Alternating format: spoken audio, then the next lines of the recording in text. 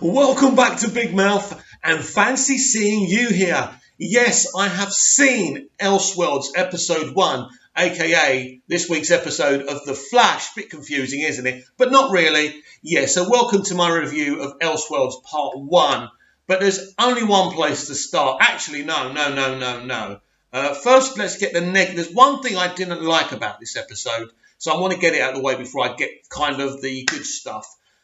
Lois Lane. Right, that comment she made about Clark getting 21 cents more than her at the Daily Planet. No, Lois. No, CW, SJW agenda. We all been following Superman's adventures for years. And there's one thing I know, that Perry White and Lois Lane are like that. And there is no way that Perry White would pay Lois Lane less than Clark Kent. You've really scored an own goal here. And this is why I don't regularly watch Arrowverse anymore, because they're too woke, they're too obsessed. How about they throw in something about women in the third world suffering? No, not interested in that. No, you want to throw something in about women's wages compared to men's wages? You absolute idiots. There's no way a Pulitzer-prized winner, an award winner for her journalism, will be getting less than Clark Kent. It is ridiculous, and Perry White wouldn't allow it in the first place. And can I just say something about that actor playing Lois? I'm more Lois Lane than what she is. Not particularly great casting, and kind of ironic with what we saw, because the kind of setting she was on as well was kind of where the best Lois Lane was ever featured. And that takes me to the most exciting thing for me that I saw. Remy Zero! Somebody Save Me. The theme song from Smallville played as we went to Kara's Earth, and we saw Superman and Kara and Lois on the Kent farm, the original Kent farm from Smallville. But we all knew that was going to happen. But we didn't know they were going to start playing Remy Zero's Save Me. And it brings back all those Smallville feels, doesn't it?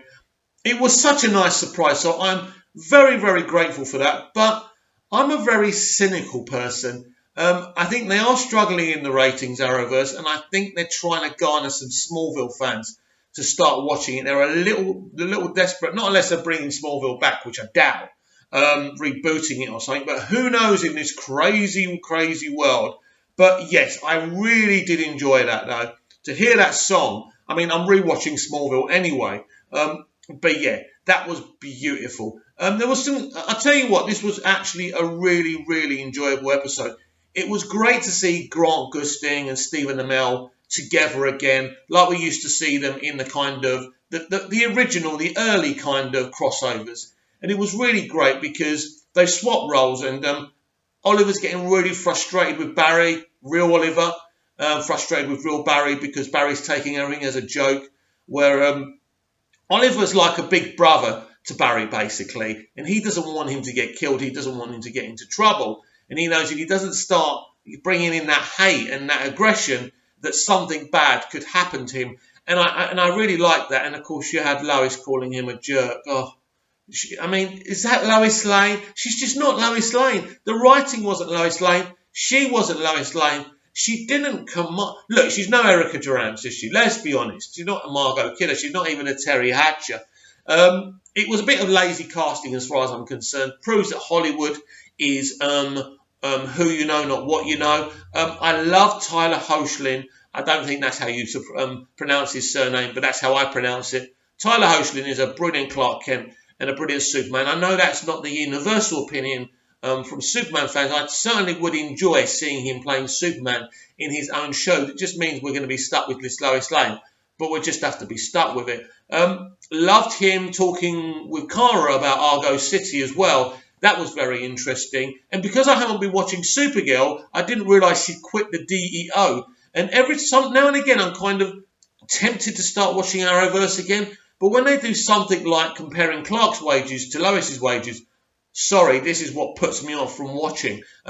Ridiculous. But yeah, let's get away from that negativity, because I really did enjoy that. I loved the killer robot. I forgot what they called it. The killer robot was so cool. and the effects for that. I love seeing superhero visuals on these shows, because you very rarely see it. I mean, normally it's about the emotions and the soapy and the drama, but, it was really good to see something awesome. And the villain, the guy with the cape and everything, he looks awesome as well. I really enjoyed seeing him. But this is, and of course we saw the original 1980s Flash. Oh my God, I can't believe they finally put the actor in that costume and he's playing him. And this is what's so great about elseworlds and multiverses and stuff. When you embrace these things, you can literally do anything. In a way, it's disappointing that they put the Kent farm on that Earth and played that music on that Earth, because obviously Smallville is from another Earth. Smallville is the ultimate elseworld story. Let's be honest about it. And I would have liked them to actually show us what Clark and Lex were doing from the Smallville universe. That could have been part of the elseworld story, but obviously the actors don't want to do it. They're not motivated in doing it. So at least we've got Remy Zero. I mean, what a song. What a song, yeah. I thought it was great. I thought everyone did well. I thought it was a good beginning and really excited for Arrow, which I'll be watching tomorrow morning. It'll be really, because we're going to Gotham, aren't we? We're going to Gotham. So that's really, really awesome. And we're going to see Batwoman. I'd rather see Batman, but if it's Batwoman, I just don't hope we'd get this, like I was moaning about Lois Lane, this kind of man bashing, this Batman bashing every 5 minutes. Oh, he deserted us. Oh, he's no, I don't want to hear that. Batman's awesome. If you want to be an awesome hero, Batwoman, do it in your own right, but don't start bashing the Batman, because he is awesome. But I'm looking forward to seeing what they do with Batwoman. I'll let you know what I think. But yeah, it was a fabulous start. It really was. I loved seeing Cisco vibing that main villain as well. That was really good. Yeah.